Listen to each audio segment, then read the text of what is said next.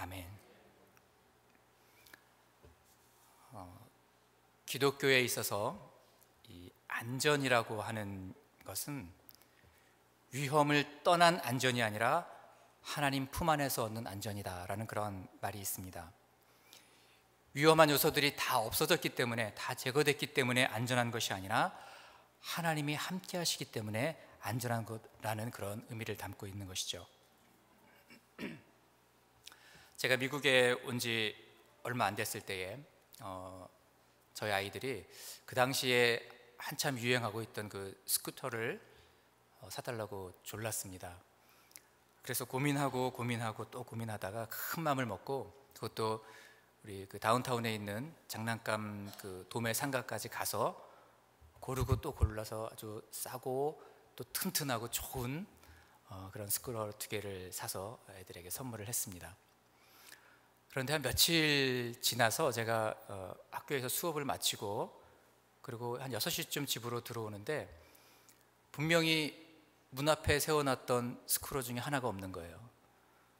그래서 이상하다 생각하면서 집으로 들어와서 물었습니다. 밖에 하나밖에 없대? 물어봤더니 그럴 리가 없다는 거예요. 조금 전까지도 거기 2개 다 있었다는 것이죠. 그래서 제 마음속에 혹시 하는 생각에 바깥으로 뛰어나가서 주변을 살펴봤습니다. 그랬더니 저 멀리서 아이들 몇 명이서 우리 아들 스쿠터를 타고 놀고 있는 거예요. 그걸 보는 순간 확 올라오더라고요. 그래서 쫓아갔습니다. 그랬더니 이 아이들이 또 도망을 가요. 근데 얼마나 빠른지 이 추격전이 시작됐는데 잡을 수가 없더라고요. 그래서 제가 집으로 돌아와서 차를 몰고 따라갔습니다. 대단하죠? 차를 몰고 이렇게 따라가서 보니까 한 몇 블럭 지난 그 골목에 이 아이들이 있더라고요. 그래서 차를 세우고 그리고 내리려고 이렇게 하면서 보니까 그 아이들을 딱 본 순간 멀리서 보던 거하고 이 상황이 틀린 거예요. 동네 꼬마 아이들인 줄 알았는데 키가 엄청나게 크고 등치도 굉장히 좋은 아이들이, 그것도 한 10여 명 정도가 있는 거예요. 그 중에 아주 우락부락하게 생긴 흑인 아이도 있고 또 남미 쪽 형제님들도 계시고, 순간 이게 내려야 되나 말아야 되나 머리가 막 복잡해지는 거예요. 근데 그때 제 머릿속에 조금 전에 그 스쿠터를 잃어버려서 울고 있는 우리 아이들이 생각이 났습니다. 이거를 못 찾으면 당분간 사줄 수가 없는데, 울고 있는 이 아이들을 생각하니까 용기가 나더라고요. 그래서 내렸습니다. 내려서 달라고 요구를 했죠. 어떻게 됐을까요? 네, 여러분이 상상하시는 대로 한 10여 명 되는 이 티네이저들에게 둘러싸여서 정신없이 맞았습니다. 제가 그 물리쳤으면 참 좋겠는데 맞았어요. 어떻게 감당할 수가 없더라고요. 제가 나중에 듣고 보니까 제가 아주 무식한 짓을 했더라고요. 미국에서는 이게 정말 위험한 일인데 제가 미국에 온 지 얼마 안 돼서 뭣도 모르고 이렇게 물불을 안 가리고 나갔던 거죠. 한참을 맞다 보니까 뭐가 와장창 하는 소리가 나면서 그 옆에 세워놨던 제 차 유리가 깨지는 거예요. 근데 이 아이들도 그 유리가 깨지는 소리가 너무 크게 나니까 깜짝 놀랐는지 겁을 먹고 다 도망가 버렸습니다. 그때 마침 이제 주변에서 주변 그 이웃 중에서 누가 보았는지 경찰에 또 신고가 됐고, 그리고 그 중에 한 명이 잡혔어요. 그래서 제가 또 경찰차를, 여러분 경찰차 타보셨습니까?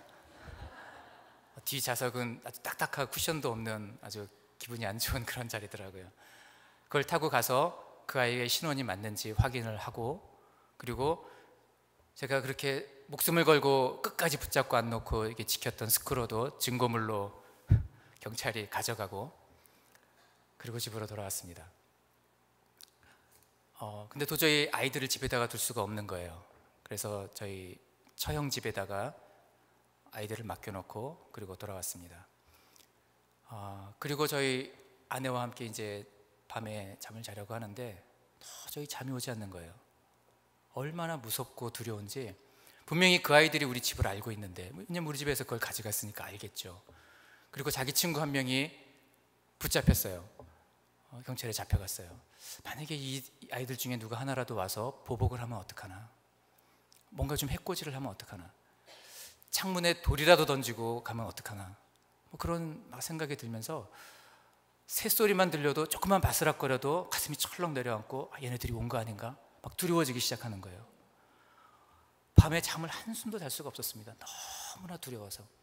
또 어떤 걱정이 생겼냐면, 제가 있을 때는 괜찮아요. 낮에 제가 학교를 가고 나서 제가 집에 없을 때, 아이들과 아내만 있을 때 이 아이들이 와서 뭔가 해코지를 하면 또 어떡하나, 정말 생각이 복잡해지면서 그 두려움은 이루 말할 수가 없습니다.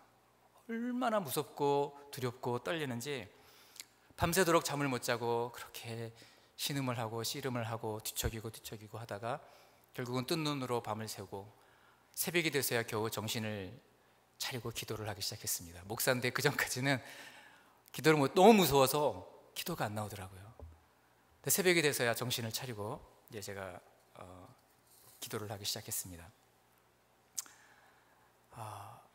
이 기도를 한참을 하고 있는데 갑자기 마음속에서 이런 생각이 드는 거예요. 하나님께서 그런 마음을 주시는 거예요. 세상에서 가장 안전한 지하 벙커 속에 네가 있다고 할지라도 하나님이 너와 함께하지 않으면 너는 안전할 수 없다. 그렇지만 네가 폭풍 가운데 있을지라도, 아니 전쟁터 한가운데 있을지라도 하나님이 너와 함께하시면 너는 안전할 수 있다. 그런 마음을 저에게 주시는데 갑자기 저 마음 깊은 곳에서부터 평안이 몰려오기 시작합니다.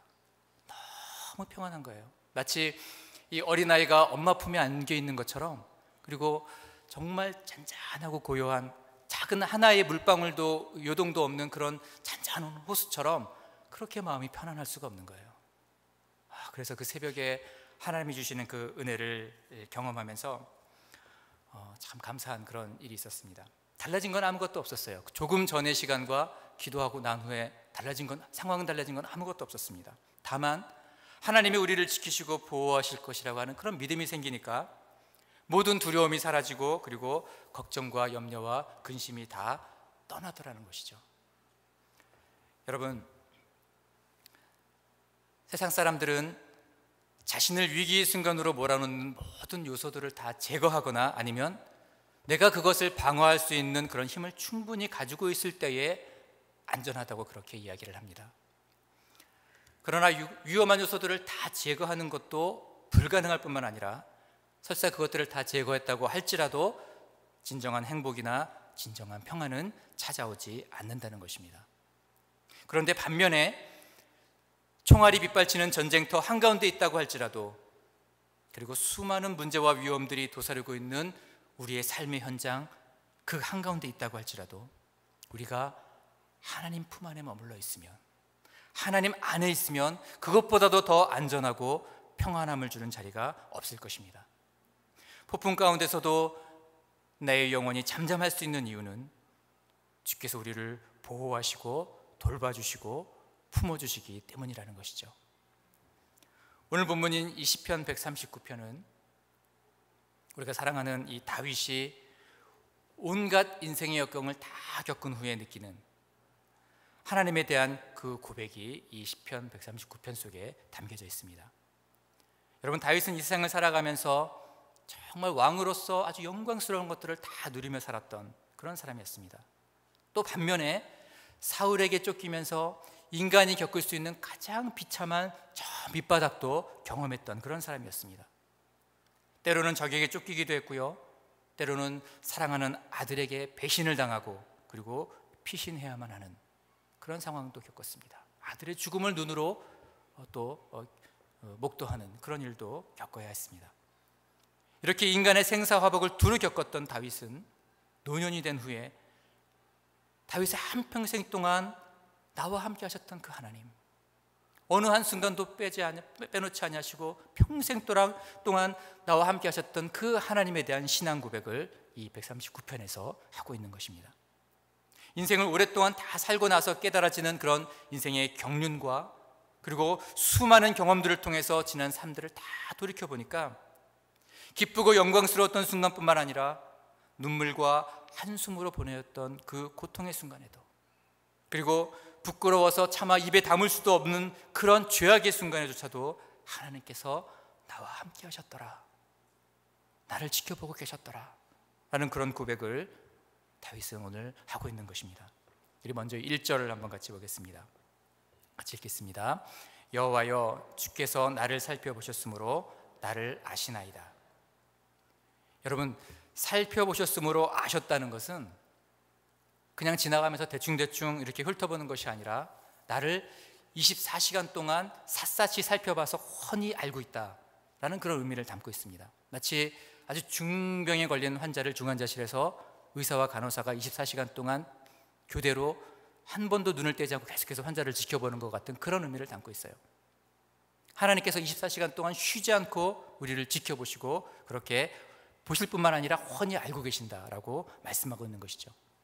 내가 어떠한 상황에 처해 있는지, 지금 내가 무엇으로 아파하고 고민하고 또 눈물 흘리고 있는지, 지금 나를 둘러싸고 있는 것이 무엇인지, 우리 하나님께서는 하나도 빠짐없이 샅샅이 다 보고 계신다고 말씀하고 있습니다. 단 한순간도 나에게서 눈을 돌리지 않으시고 지켜보고 계시더라는 것이죠. 때로는 내가 우리아의 아내를 범하는 그 죄악의 순간에 있을지라도 하나님의 사람을 보내서 나를 회개케 하시고 나를 다시 돌아오게 만드셨던 그 하나님, 그 순간에도 지켜보고 계셨고, 내가 비파와 수금으로 하나님께 영광을 돌리는 그 순간에도 하나님은 나를 감찰하시고 내 마음의 중심을 다 아시는 분이시다. 다윗은 그렇게 고백하고 있는 것입니다. 여러분, 우리가 아이를 키우다 보면은 참 여러 번 위험한 순간을 넘기곤 합니다. 저희 둘째도 태어난 지 일주일 만에 그 한국에서 119 구급차를 타고 응급실에 갔기도 했고요. 또 조금만 늦었으면 생명을 잃을 뻔한 그런 상황을 겪기도 했습니다. 아무리 두 눈을 부릅뜨고 우리 아이를 지켜본다고 하여도 순식간에 일어나는 그런 사고를 막기가 어렵다는 것이죠. 뿐만 아니라 24시간 깨어서 아이를 지켜볼 수도 없어요. 불가능한 일이에요. 그런데 여러분, 우리 하나님께서는 우리를 지키시는데 쉬지 아니하시고 살펴보신다는 것입니다. 이스라엘을 지키시는 자는 졸지도 아니하시고 주무시지도 아니하신다고 말씀하십니다. 눈동자와 같이 우리를 보호하신다고 그렇게 말씀하십니다. 우리 1절 오늘 읽었던 그 말씀을 쉬운 성경 그 번역으로 보면, 여호와여, 주께서 지금까지 나를 살피셨으니 주는 나를 알고 계십니다 라고 이렇게 표현을 하고 있습니다. 지금까지, 처음부터 지금까지, 어머니의 태중에서 나를 짓기 그 이전부터, 창세전부터 나를 지켜보고 계셨다고 하나님께서 말씀하고 있습니다. 또 한 가지 분명한 것은 하나님께서 그저 그냥 관찰자로 우리를 그냥 지루하게 의미 없이 그렇게 바라만 보고 계시는 것이 아니라 사랑의 눈으로, 때로는 안타까운 심정으로, 때로는 창자가 끊어지는 것 같은 그런 민망히 여기는 마음으로, 그러한 마음으로 우리를 지켜보고 계신다는 것이죠. 뿐만 아니라 하나님은 마치 목자가 사나운 짐승으로부터 양떼를 보호하기 위해서 자기 양에게서 눈을 떼지 않고 그렇게 양을 지키는 것처럼, 그렇게 하나님께서 불꽃 같은 눈으로 우리를 지키시며 돌보신다 라는 그런 의미를 이 말씀 한 구절에 다 담고 있습니다. 사랑하는 성도 여러분, 혹시 지금 사망의 음침한 골짜기를 걷는 것 같은 그런 어려움에 처하신 분들이 계십니까? 하나님, 빨리 이 순간이 좀 지나가 버렸으면 좋겠습니다. 그렇게 눈물로 기도하시는 분들이 계십니까? 넘어야 할 높은 산들을 앞에 두고 근심하는 분들이 계십니까? 지금 눈을 들어서 하늘을 바라보시길 바랍니다. 나에게서 눈을 떼지 못하시고 지켜보시던 그 주님이 내가 다 안다, 처음부터 내가 다 지켜봤다, 내가 너를 살펴보아 다 알고 있다, 그렇게 말씀하고 계십니다. 여러분, 유대인 속담에 우리가 가장 필요할 때 그분은 가장 가까이 계신다라는 그런 속담이 있습니다. 내가 가장 필요로 할 때에, 가장 어려울 그때에 그분은 가장 가까이 계신다. 여러분, 그 주님을 의지함으로 넉넉히 이기며 승리하시는 여러분들이 되시기를 바랍니다. 계속해서 2절로 4절 말씀을 보면 하나님께서 우리의 겉모습뿐만 아니라 우리의 마음과 생각까지도 꿰뚫어 보신다고 그렇게 말씀하고 있습니다. 그 하나님에 대해서 다윗이 노래하고 있어요. 하나님은 나의 앉고 일어섬을 아시고 나의 길과 눕는 것을 살펴보시고 멀리서도 나의 생각을 다 알고 계십니다. 그리고 내 혀의 말을 알지 못하시는 것이 없으십니다. 이렇게 고백하고 있습니다. 여러분, 이 말씀을 표준세번역은 이렇게 풀어서 말하고 있습니다. 내가 혀를 놀려 말하지 않아도, 내가 미처 혀를 놀려서 말을 다 하지 못해도 주께서 내가 하려는 말을 이미 아십니다.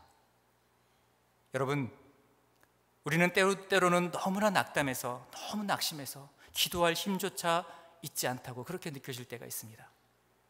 아무도 나를 도와줄 리가 없고 어느 누구 하나 나의 이 깊은 슬픔을 알 사람이 있겠는가 탄식할 때도 있습니다. 그러나 오늘 다윗은 분명하게 말합니다. 내가 기도할 힘조차 없어서 혀를 놀려 말하지 못할지라도, 내가 중얼거리며 은밀한 곳에서 드리는 그러한 기도라고 할지라도,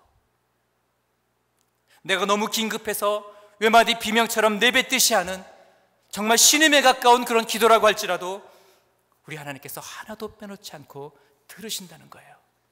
귀를 기울이시고 우리의 기도를 들으신다고 성경은 분명하게 말씀하고 있습니다. 여러분, 이것은 다윗이 그냥 순간적으로 어떻게 떠올라서 그렇게 고백했던 그런 순간적인 생각이 아니었습니다. 평생을 살아오면서 모든 고초도 겪고 모든 영광도 겪고 모든 것들을 다 경험했던 그 다윗이 깨닫게 된 것은, 그리고 실질적으로 경험하여 알게 된 하나님의 그러한 성품이었다고 하는 것입니다. 여러분 잘 아시는 대로 다윗이 살면서 얼마나 정말 신음처럼 내뱉는 그런 기도를 드릴 때가 많이 있었겠습니까?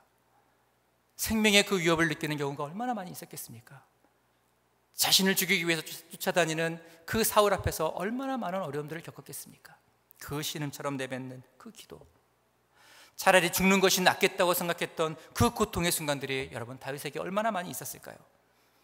그러나 그때마다 다윗이 깨닫게 되는 것은 나의 작은 신음에도 응답하시는 자비의 하나님, 이미 응답하실 것을 예비하시고 넘치도록 부어주시는 사랑의 하나님, 그 하나님이 바로 우리의 하나님이라는 사실이었습니다.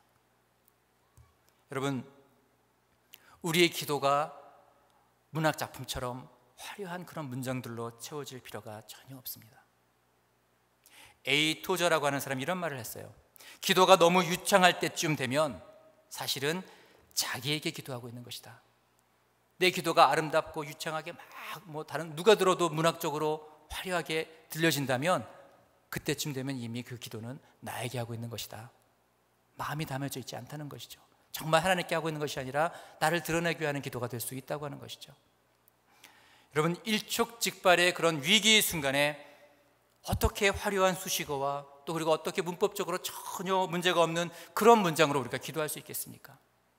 그러나 오늘 성경 말씀은 내 혀의 말을 알지 못하시는 것이 없다고 말씀하고 있습니다.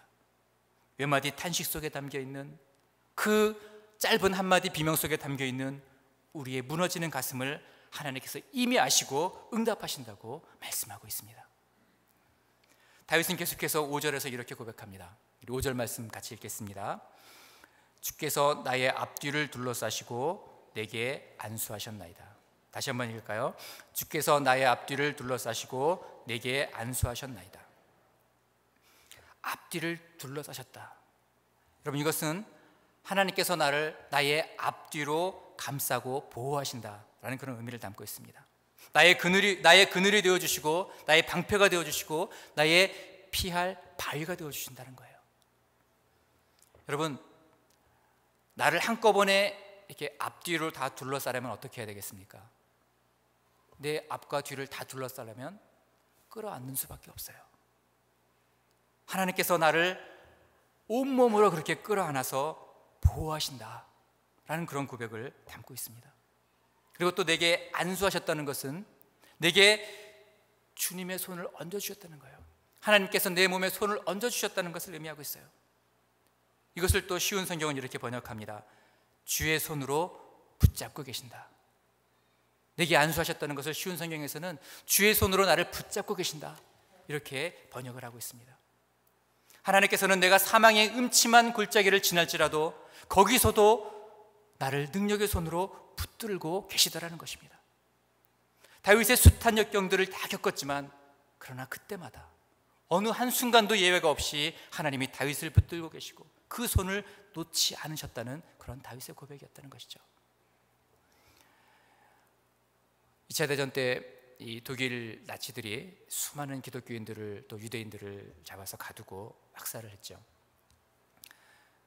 그 당시 어떤 기독교인이 이 죽음의 포로 수용소에 끌려가게 되었습니다. 그런데 그 포로 수용소 가운데서도 가장 더럽고 그리고 가장 이와 벼룩이 들끓는 그런 감방에 수용되고 말았습니다. 이 사람이 얼마나 마음에 낙심이 되든지 얼마나 절망을 느끼며 힘들어했는지 모릅니다. 자기 나름대로는 열심히 하나님을 잘 믿으려고 노력했는데 여기까지 끌려온 것도 참 쉽지 않은 일이었는데, 그런데 가장 조건이 좋지 않은 가장 열악한 이 감방으로 하나님께서 나를 밀어넣으시는가? 왜 하나님은 나를 버리시는 것인가? 이제 하나님마저 나를 붙들고 계시는 그 손을 놓으셨구나, 이렇게 생각을 하면서 눈물을 흘렸습니다. 그런데요, 몇 달이 지나고 나서 이상한 사실 하나를 발견했습니다. 다른 감방들에는 간수들이 철저하게 감시를 하고 그리고 전혀 다른 행동을 하지 못하도록 그렇게 압력을 가하고 또 핍박을 가하고 그런 모습들을 볼 수가 있는데, 유독 자신이 있는 그 감방에는 간수들이 잘 오지 않더라는 거예요. 잘 간섭도 하지 않고 아무리 찬송을 부르고 아무리 기도를 해도 간수들이 오지 않더라는 것이죠. 그 이유인즉슨 이 감방이 너무나 더럽고 이와 벼룩과 쥐와 이런 오물들이 너무나 가득하기 때문에, 냄새가 너무 나기 때문에 간수들조차도 그 방에 오기를 꺼리더라는 것입니다. 자기에게는 재앙이요 고통의 요소라고 생각했던 것들이 오히려 하나님의 은총이었음을 깨닫게 되었습니다. 그곳에서도, 그 감옥 가운데서도 신앙을 지키며 하나님 안에 머물러 수 있도록 도우시는 하나님의 섭리였다는 것이죠. 하나님이 나를 포기하셨다고 생각하는 그 순간에도 그를 붙들고 계시는 그 손을 놓지 않으셨다는 것입니다. 저는 넘어지나 완전히 엎드려지지 아니함은 여호와께서 손으로 붙드심이로다. 때로는 우리가 넘어질 수도 있어요. 넘어질 때가 있습니다. 고통받을 때가 있습니다. 우리가 이해할 수 없는 상황에 처할 때가 있습니다. 때로는 우리의 연약함 때문에 넘어질 때도 있습니다. 그러나 완전히 엎드려지지 않는 것은 여호와 하나님께서 그 의로운 오른손으로 우리를 붙들고 계심이라고 고백하고 있습니다. 하나님의 이 거부할 수 없는 사랑과 이 은혜의 손길이 그렇게 다윗의 일평생을 붙들고 여기까지 오셨다는 것입니다. 이렇게 하나님의 은혜에 감격한 다윗은 6절에서 다음과 같이 이야기하고 있습니다. 이 지식이 내게 너무 기이하니 높아서 내가 능히 미치지 못하나이다. 우리의 모든 형편을 다 아시고 그리고 세밀하게 인도하시는 그 하나님의 섭리와 은혜를 깨닫게 되자 이 다윗은 감격할 수밖에 없었어요. 너무 감격해서 이토록 크고 높고 위대하신 그 하나님의 뜻을 내가 미처 헤아려 알 수가 없었노라고 그렇게 노래하고 있는 것입니다. 여러분, 내가 어려움을 당했을 때 나 혼자 이 어려움을 감당해야 한다고 생각하면 우리는 두려움에 사로잡히게 됩니다. 그런데 어느 누구 하나라도 그 어려움을 알고 있다면, 알아준다면 그 사실만으로도 우리는 큰 힘이 됩니다. 더군다나 우리 하나님은 우리의 모든 일을 다 알고 있을 뿐만 아니라 우리가 어려움 속에 빠지게 되었을 때에도 24시간 한순간도 쉬지 않고 우리를 보호하시고 지키시고 붙들어 주시는 분이심을 여러분 기억하시길 바랍니다. 우리는 때로 하나님의 능력을 우리의 생각으로 제한할 때가 있습니다. 하나님께서 이런 것까지 응답해 주실 수 있을까? 하나님께서 이런 기도까지 들어주실까? 마치 여기까지는 하나님의 힘이 미치지 못할 것이라고 우리는 무의식적으로 느끼는 것 같습니다. 상식적으로 일어날 수 있는 일만 하나님이 하실 수도 있고, 도저히 불가능해 보이는 일에는 기도할 생각조차 우리는 못하기가 쉽습니다. 그러나 다윗은 오늘 이렇게 노래합니다. 도저히 하나님이 계시지 않을 거라고 생각했던 바로 그곳에도, 바로 그 자리에도 하나님은 계셨다는 것입니다. 하늘에 올라갈지라도 하나님은 거기에도 계셨고, 수월에 내 자리를 펼지라도 거기 계시며, 밤새도록 날개치며 새벽이 될 때까지 날아가 저 멀리 바다 끝에 가서 거기에서 거할지라도 거기에도 주님이 함께 계셨으며, 주의 손이 나를 인도하시고 주의 오른손이 나를 붙들고 계시더라. 다윗은 이렇게 노래합니다. 사랑하는 성도 여러분, 오늘 하나님께서는 우리가 어떤 절망이나 어떠한 어려움 가운데 있다 할지라도 하나님은 우리를 보고 계시고 우리를 알고 계시기 때문에 능히 도우신다고 말씀하고 있습니다. 여러분, 연약한 자녀일수록 건강한 자녀보다 더 자주 부모의 무릎에 올라가게 되어 있습니다. 우리가 약하면 약할수록 하나님께서는 더 강하게 우리를 붙드시는 줄로 믿으시길 바랍니다. 내가 연약할수록 더욱 귀히 여기사 높은 보좌 위에서 낮은 나를 보시네. 우리 찬송가의 고백처럼 우리가 약하면 약할수록, 우리가 상황이 어렵고 힘들면 힘들수록,